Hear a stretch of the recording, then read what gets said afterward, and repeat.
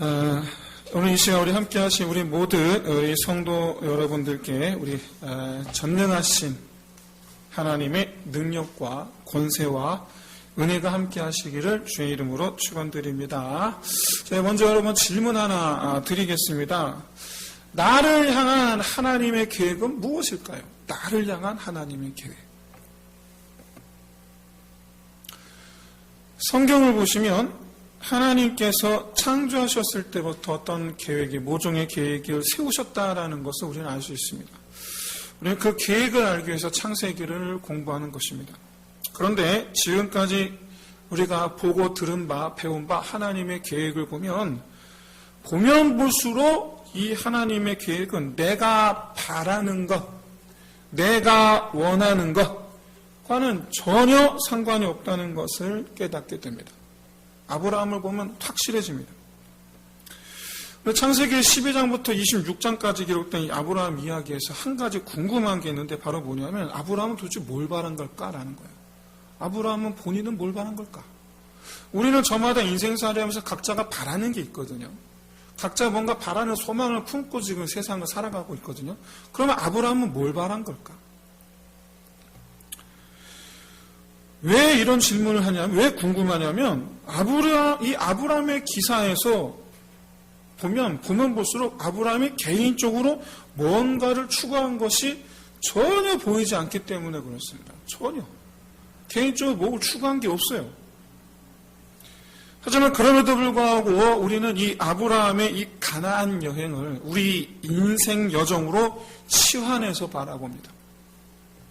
왜냐하면 우리는 저마다 이 아브라함의 하나님께서 복을 주셨다라는 것에 주목하기 때문에 그렇습니다.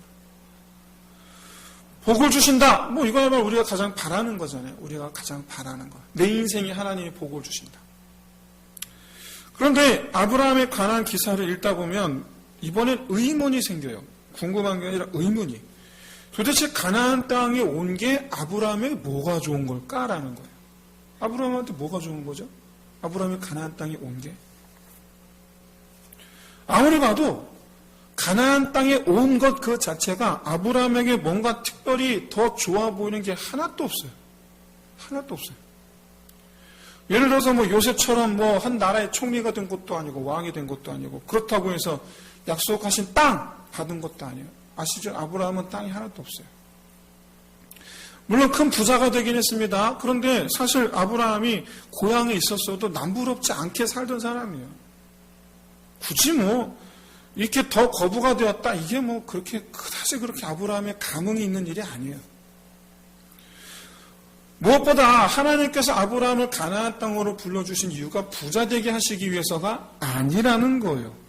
아니다.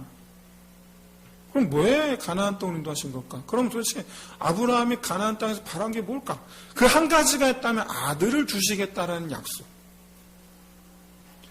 그것 때문인지 몰라도 아브라함의 이야기는 12장부터 26장까지 보면 볼수록 아들 얻으려고 가나안 땅에 온 것처럼 보일 정도로 이 아브라함의 아들을 향한 집착이 도드라져 보입니다. 그래 보여요. 그래 보인다는 거예요. 그래도 정말로 아브라함의 아들에 집착하는가? 그렇지 않아요. 오히려 아들을 얻으려고 적극적으로 나선 것은 사레입니다. 아들을 못 낳는 책임이 자기한테 있으니까. 아브라함은 나중에 이렇게 얘기하죠. 차라리 이스마엘도 낳지 않았을 때 이랬단 말이에요. 차라리 여기 있는 이 다메섹 엘리에셀, 이 사람이 내 후계자가 되리이다. 포기하고 살았어요, 아브라함은. 하지만 그럼에도 불구하고 성경의 흐름은 줄곧 아브라함에게 이 아들을 약속하시고 이것을 기다리는 아브라함의 모습을 그림으로써 마치 아브라함이 아들의 메인 인생을 살고 있는 것처럼 보이게 만들고 있습니다. 그 이유가 뭘까? 오늘 본문에 보시면 아브라함이 99세라고 말씀하고 있는데 가나안 땅에 왔을 때 나이가 76세인 걸 생각하면 가나안 땅에서 지낸 지 지금 현재 24년 정도 시간이 지났습니다.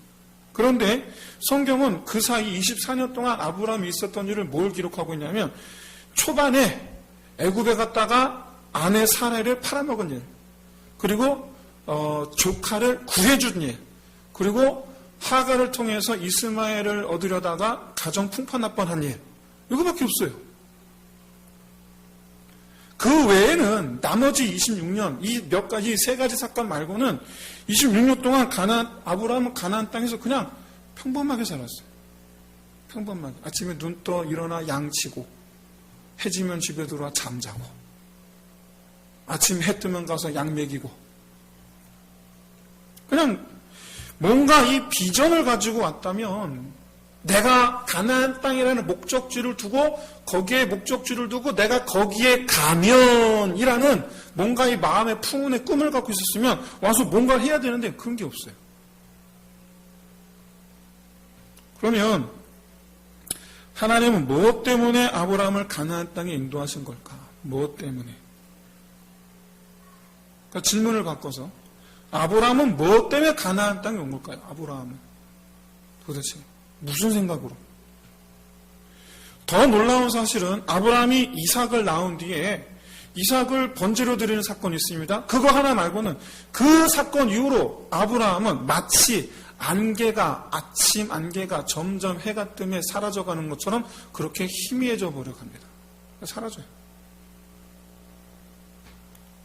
마치 아브라함의 소원이 성취되는 그 순간 그것이 마치 사명의 완수인 것처럼, 꿈을 이룬 것처럼, 사명의 완수라기보다도 마치 꿈을 이룬 사람인 것처럼, 그렇게 성경은 그렇게 아브라함 이야기를 끝맺어요. 그래서 여러분, 아브라함 이야기 속에서는 결코 이 개인의 비전 성취라는 이 주제를 찾아볼 수가 없어요. 그런데 왜 성경은 아브라함의 이야기를 비중 있게 다루는 걸까? 그 이유가 뭘까? 아브라함의 이야기. 여기에 우리의 오해가 있어요. 바로 여기. 창세기 12장부터 26장까지 무려 15개 장에 걸쳐서 아브라함을 주인공으로 하는 이 성경 이야기의 이야기. 근데 사실 알고 보면 주인공이 아브라함이 아니고 하나님이에요, 사실. 사실 이게 우리의 오해예요. 아브라함의 이야기니까 아브라함을 주목해봐요. 근데 아니야. 우리가 놓치지 말아야 할 것은 아브라함이 바보가 아닌 이상이야 아무런 소득도 없는 그 어떤 비전도 없는 일에 자기 평생을 걸 만한 사람이 아니라는 거예요. 아니라는 거예요. 그럼 무슨 이유로 고향을 떠나 먼 이방 땅에서 이렇게 나그네 생활을 하느냐? 고향 친척 아무도 없잖아요. 여러분, 많은 분들이 미국이든 호주든 좋은 나라 이렇게 이민을 갑니다. 물론 이민 갈 때에 속상한 마음을 가지고 또는 더 암담해서 그렇게 가는 분들도 있겠지만 그래도 많은 분들이 이민 생활의 어떤 꿈을 가지고 가요. 근데 막상 가서 보면 이민 생활 가서 보면 1년도 안 돼서 그냥 죄다 우울증 걸려. 죄다. 그냥 막 하루 살기가 힘들어요. 특별히 돈이 많은 것도 아닌 이상. 그렇게 1년, 2년, 3년 지나고 그렇게 말이 튀어지고 그러다 보니까 조금씩 동네 사람들과 좀 친해지고 그러면서 점점 적응해서 한 10년 지나야지 그래도 좀 사람 사는 것처럼 살아요. 대부분이 그렇지 않아요. 힘들어요. 근데 아브라함은 혼자서 뭐하러 이긴 걸까? 그 고생길을. 그에 대한 대답이 바로 오늘 본문 1절에 있습니다. 나는 전능한 하나님이라. 나는 전능한 하나님이라. 아브라함이 하나님을 따른 이유예요. 여러분, 우리는 창세기를 모세가 기록했다라는 것을 알고 있습니다. 모세가 기록했어요. 이는 하나님께서 모세 당시 이스라엘 백성들에게 하고 싶은 말씀이 있는 거예요. 그게 바로 뭐냐면 오늘 본문 1절도 바로 그와 같은 하나님께서 이스라엘 백성들에게 하고 싶은 말씀 가운데 하나라. 나는 전능한 하나님이라. 원어로 엘 샤다이. 엘 샤다이. 엘이라는 뜻은 하나님의 뜻이고 샤다이, 샤드입니다. 샤드는 그냥 설교 시간이지만 이런 말하기가 좀 그렇지만 그냥 여러분 학문적으로 알아두시면 좋을 것 같습니다. 샤드라는 것은 엄마의 자기 아기를 먹이는 모유가 나오는 젖가슴을 샤드라고 해요. 그래서 깐난쟁이 애기에 있어서는요, 일단 젖만 물리면 만사 오케이. 그런 걸 뜻해요. 나는 너의 공급자라. 그런 뜻이에요. 이 모세 시대의 이스라엘 백성들의 모습을 표현하는 단어를 꼽으라고 한다면 이스라엘 백성들의 모습을 나타내는 대표적인 단어, 그러면 뭐 여러 가지가 있겠지만 그 중에 하나가 바로 원망입니다. 원망. 내내 원망이에요. 내내. 40년 내내 원망. 애굽 땅을 떠날 땐 좋았단 말이에요. 홍해바다를 건널 때에는 자기들 눈앞에 펼쳐진 정말 이 장관, 제가 볼 때는 모르긴 몰라도 그 장관을 보면서 자기들이 그 속에 그 주인공인 것을 보면서 아마 전부 다 소름 돋지 않았을까요? 아마? 하나님의 영광을 체험하는 거잖아요. 홍해바다를 건넌다라는 건 하나님의 영광을 체험하는 걸 뜻해요. 그러니 우리 앞에 놓여진 미래가 얼마나 큰 이 광명이겠습니까? 얼마나 큰 기대가 있겠습니까? 내일에 대한 기대가 얼마나 충만해졌겠습니까? 그러나 그 기대는 2달도 안 갑니다. 2달도 안 가요. 우리 이스라엘이 원망한 이유가 주로 먹을 것, 마실 것 때문인 것을 알고 있습니다. 근데 이들의 이 원망은 사실 그럴 만한 이유가 있어요. 여러분 희망고문 아시죠? 희망고문. 희망고문이 뭡니까? 줄 듯 안 줄 듯. 오늘 성경에도 기록되어 있지만 여러분 이스라엘이 하루 물 못 먹었다고 원망한 거 아니에요. 그런 거 아니에요. 근본적으로 희망, 바로 여러분 가나안 땅에 족이 있어요. 근데 갔다가 돌아오고 다시 내려가고 갔다가 다시 내려오고. 희망고문, 사람을 제일 괴롭게 하는 거. 이럴 거면 우리 여기 왜 왔냐면, 왜 안 주냐? 줄 듯 하면서 안 주네. 여러분, 이 마실 것, 그리고 먹을 것, 땡볕, 이런 거 생각할 때에 지금 이스라엘 안에는 누구만 있냐? 저 같은 장정만 있는 게 아니에요. 70, 80, 90, 연로하신 부모님이 있고, 1살, 2살, 3살 어린애도 있어요. 근데 마실 게 없어요. 먹일 게 없어요. 그릴 게 없어요. 다 큰 장정이 내가 그거 굶고 하는 건 내가 얼마나 참을 수 있어요. 근데 지금 우리 부모님 지금 허헉대고 오늘 내일 한단 말이에요. 거기서도 화가 안 날 사람이 어디 있겠어요? 거기서 평정심 유지할 수 있는 사람이 누가 있겠어요? 모르긴 몰라도 여러분 모세를 향해서 원망했다라고 이렇게 성경은 단촐하게 표현하고 있는데 그 모습 속에는 살기 등등이라는 그런 감정 및 표정들이 그 안에 숨어 있으리라고 저는 그렇게 생각합니다. 얼마나 그 모세를 죽이고 싶었을까요? 최소한 우리는 이 광야에서의 이스라엘 백성들 함부로 좀 미련한 이렇게 손가락질하면 안 돼요. 왜냐하면 우리도 똑같거든요. 우리도. 현재 우리나라 가구당 이 빚이 평균적으로 8천만 원에서 9천만 원 정도 된다고 한답니다. 빚 없는 집이 뭐 어디 있겠어요? 뭐 조금이라도 있겠죠. 없으면 그게 복인 줄로 합니다. 근데 이 사업 때문에 이 빚을 만들면 그땐 정말 힘들어요. 사업 때문에 빚을 내면. 여기 소사벌 지역에 있는 가게들 보세요. 참 주인들이 자주 바뀌잖아요. 근데 정말 안타까운 건 그 주인들의 마음을 제가 알기 때문에 안타까운 거예요. 여러분 보통 인테리어 하면 1억이 훌쩍 넘어갑니다. 1억이 뭐예요? 업종에 따라서 어떤 거는 2, 3억 뚝뚝 가요. 그런데 매출이 없어요. 야, 정말 여러분 그건 단지 죽을 맛이 아니고 공포감입니다. 공포감. 지금 현재 전 국민이 지금 맛보게 될 상황이 왔죠. 지금 공포감. 그냥 이 수백 미터 아래로 곤두박질 치는 폭포가 지금 눈앞에 있는 거예요, 지금. 그래도 뭐 조금만 버티면 나아지겠지 하는 마음으로 이렇게 버텨보지만 여러분 뭐 탈출구가 금방 나옵니까? 그런데 그런 분들 가운데 하나님 믿고 있는 분이 계시다. 그래서 밤마다 새벽마다 하나님 도와주시길 기도하고 있다. 그런데 별다른 응답이 없다. 그럼 여러분 어떤 마음이 들겠어요? 하나님께. 어떤 마음이 드시겠어요? 잘은 모르겠지만 어쩌면 지금 우리는 그런 희망 고문 가운데 있는 분들이 있을지도 모르겠어요. 그러다 언젠가는 폭발합니다. 언젠가는. 왜 안 주냐? 그 살기 등등하여 모세를 향하여서 원망했다라는 그 모습이 곧 우리 모습이 됩니다. 우리가 함부로 그래서 이스라엘 백성들 향해서 저 미련하 이렇게 얘기하면 안 돼요. 얼마든지 똑같아질 수 있어요. 얼마든지. 근데 모세가요, 보시면 이 백성들이 원망할 때에 모세는요, 1절 반박하지를 않습니다. 1절. 왜요? 자기도 할 말이 없거든요. 자기도 할 말이 없거든요. 단지 모세가 할 말은 그저 그냥 하나.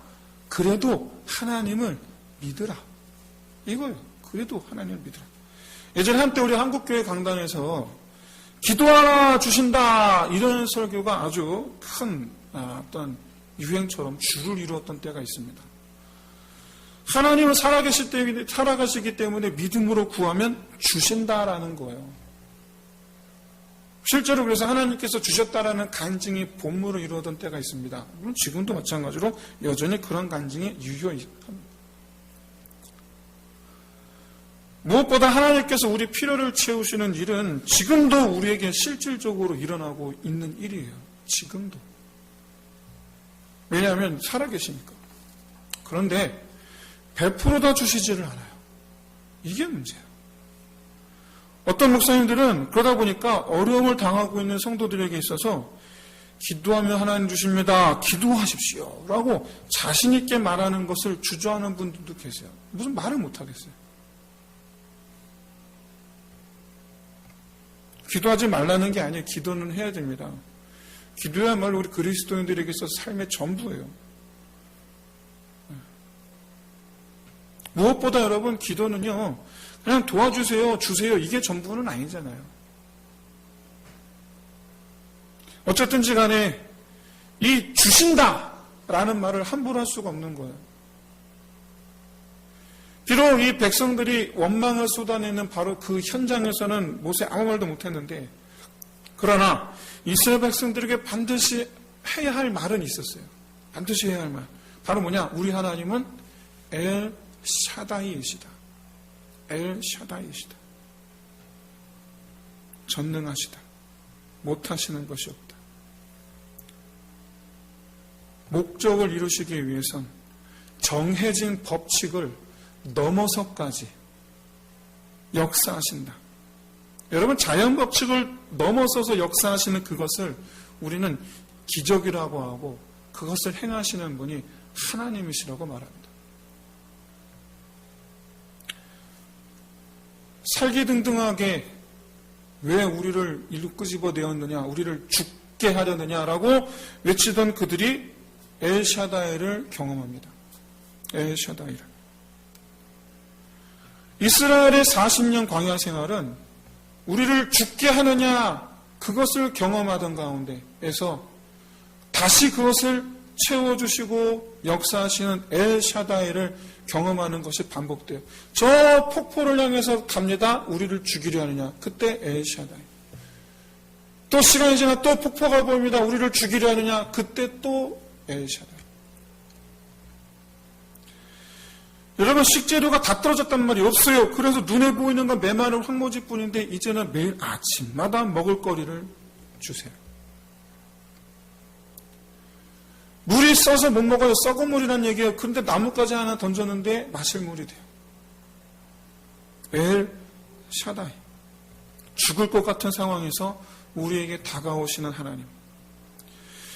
오늘 본문에서 아브라함과 언약을 맺으실 때 엘 샤다이라고 말씀하시며 나타나신 것은 초자연적으로 하나님께서 역사하셔서라도 자기 백성들에게 인생에 필요한 것을 채워주시겠다라고 약속하시기 위해서요. 모세는 이스라엘 백성들에게 이 창세기를 통해서 엘샤다이 하나님을 다시 한번 기억나게 합니다. 소망을 갖게 하기 위해서 지금이 끝이 아니라고 말해주고 싶어서 지금이 끝이 아니라고. 우리가 요구하는 것 100%를 주시는 것은 아니지만 우리의 필요를 반드시 채워주시리라. 비록 이스라엘은 이 광야에서 이 40년 동안 만나와 메추라기만 먹어야 했지만 그들은 결코 그들이 예상하는 대로 목말라서 죽는 일이 없었습니다. 굶주려서 죽는 일이 없었습니다. 그들의 옷과 신발은 40년 동안 헤어지지 않았습니다. 좀 먹지도 않았습니다. 빨래를 했을 터인데 빨래를 해도 헤어지지를 않았습니다. 사랑하는 성도 여러분, 예수님이야말로 엘샤다이세요. 아무것도 없는데, 도구도 없어요. 아무것도 없는데 사람들을 일으키셔요. 아무것도 없는데 사람들을 살리셔요. 엘샤다이. 근데 그 엘샤다이 하나님께서, 엘샤다이 예수님께서 뭐라 말씀하시느냐? 너희는 무엇을 먹을까, 무엇을 입을까 염려하지 말지니라. 왜죠? 내가 엘샤다이냐. 그래서 하박국 선지자가 노래합니다. 하박국 3장 17절 19절 말씀, 너무나 잘 아는 바로 그 말씀, 우리가 찬송하는 바로 그 말씀. 비록 무화과 나무 무성하지 못하여 포도나무 열매가 없으며 감람나무에 소출이가 없으며 밭에 먹을 것이 없으며 우리의 양이 없으며 외양간에 소가 없을지라도 나는 여호와로 말미암아 즐거워하며 나의 구원의 하나님으로 말미암아 기뻐하리로다. 왜? 나를 나의 높은 곳으로 다니게 하시리로다. 하나님은 아브라함의 나이가 99세가 될 때까지 아브라함과 사라의 능력으로는 죽었다 깨어나도 해낼 수 없는 일, 바로 출산.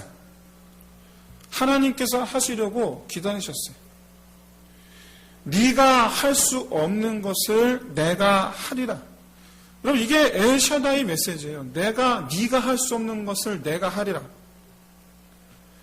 아브라함의 이야기의 핵심은 12장부터 26장까지 전체 달린 그 이야기, 이 흐름 가운데 있는 엘샤다이 하나님으로 말미암는 핵심은 바로 뭐냐면 하나님께서 이루어 가신다. 그리고 아브라함은 단지 그 하나님을 쫓았다라는 거예요. 아브라함은 자신이 가나안 땅에서 무언가를 하려고 하지 않았어요. 단지 그냥 하나님을 쫓는 인생을 살았어요. 그냥. 그리고 그 결과가 뭐냐? 하나님은 아브라함의 약속하신 모든 것을 하나 남김없이 다 이루셨어요. 무엇보다 아브라함은 하나님으로 말미암아 그의 인생에 부족함이 없었고 심심하다 싶을 정도로, 물론 몇 가지 큰일이 있었지만 전체적으로 심심하다 싶을 정도로 그냥 평안한 삶을 살아요.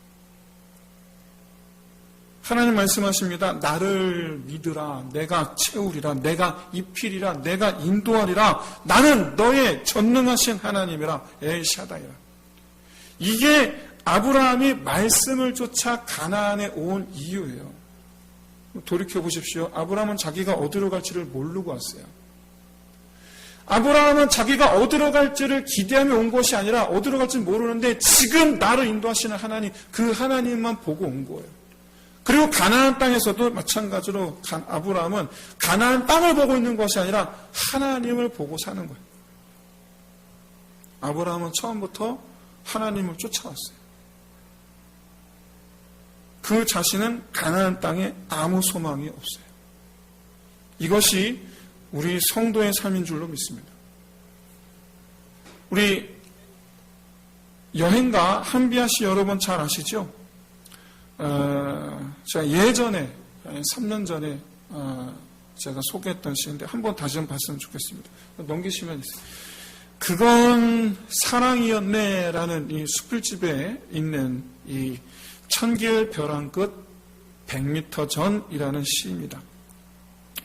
천길 벼랑 끝 100m 전, 하나님이 날 밀어내신다. 날 긴장시키려고 그러시나. 10m 전, 계속 밀어내신다. 이제 곧 그만두시겠지.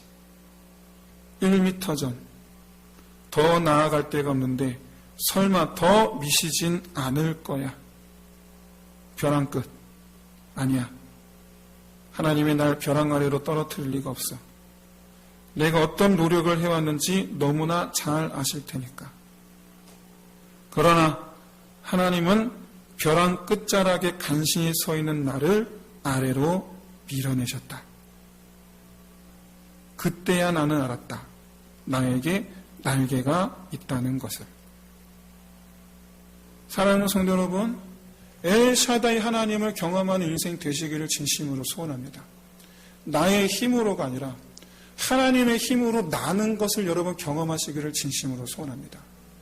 내게 필요한 것을 얻음으로 기뻐하는 것이 아니라 하나님께서 채워주시는 것을 맛보는 기쁨을 누리시기를 진심으로 소원합니다.